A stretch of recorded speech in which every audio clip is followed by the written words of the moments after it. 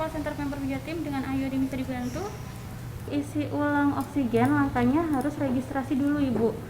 Ayu Liana masih berjibaku menjawab pertanyaan puluhan warga Jawa Timur seputar COVID-19. Ayu telah bertugas di layanan call center COVID-19 Jatim sejak Oktober tahun lalu.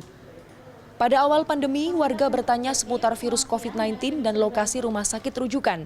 Namun, akhir-akhir ini, pertanyaan bertambah soal pemulasaran jenazah dan kebutuhan oksigen. Telepon paling sering berdering pada pagi dan siang hari. Meskipun pada malam hari intensitas telepon menurun, namun kasus yang ditanyakan lebih kritis. Ayu pun pernah mengalami momen pilu saat seorang warga yang sedang menjalani isolasi mandiri dan sesak nafas menelpon membutuhkan ambulans. Setelah menanyakan alamat tinggal, telepon seperti terjatuh dalam keadaan masih tersambung. Warga bahkan sempat menyatakan itu adalah tenaga terakhirnya untuk menelpon.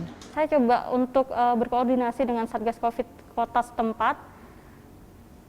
Ya, untuk tindak lanjutnya, ya saya coba untuk koordinasi dengan Dinas Kesehatan juga. Panik pasti, cuman saya coba untuk kalem dan juga tenang, menenangkan pasien juga. Ya itu sih. Karena kalian berempati juga. Petugas call center pun pernah mendapat amarah dari warga karena keterbatasan dan ditolak rumah sakit. Sementara dalam kesempatan lainnya, saat petugas berhasil membantu, salah satu warga mengucap merasa berutang budi. Berbagai pesan itu diterima para petugas selama 24 jam melayani. Jika suatu saat telepon tak terangkat, bisa jadi karena keterbatasan jumlah petugas. Di tiap shift hanya ada 2 petugas dan hanya bisa menerima 2 penelpon dalam waktu bersamaan.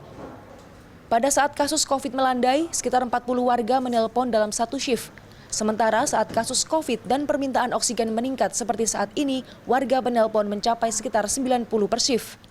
Ini kan trennya meningkat terus, kita paham lah.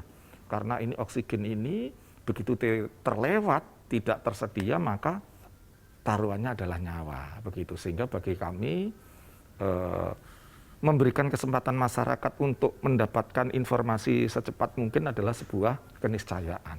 Gitu. Sehingga kami akan mengupayakan betul supaya para petugas call center ini jumlahnya menjadi lebih banyak lagi. Salah satu warga yang pernah menanyakan ambulans dan rumah sakit untuk anaknya yang masih balita menyatakan layanan call center itu tak cukup efektif dalam kondisi darurat.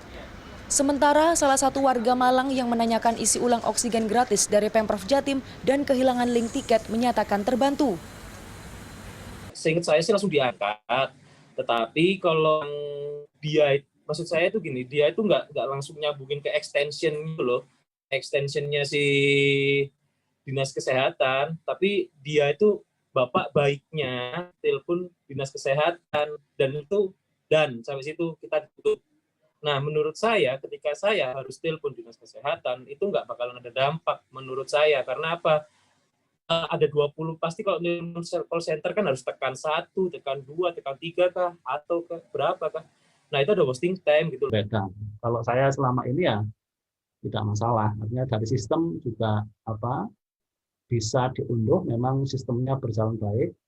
Kemudian respon dari adminnya juga baik. Layanan call center COVID-19 telah diluncurkan Pemprov Jatim sejak Maret 2020. Bagi yang membutuhkannya, hubungi 1500117. Kanza Tamarindora, Andreas Wicaksono, Surabaya.